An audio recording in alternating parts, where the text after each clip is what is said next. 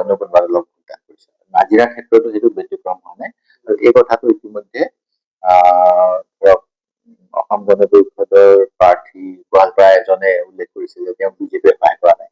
ঠিক তেনেকৈ মই দেৰগাঁৱৰ কথা গম পাইছো, গুৱাহাটীৰ খবৰ পাইছো। সেই গতিকে গোটেই অসমতেই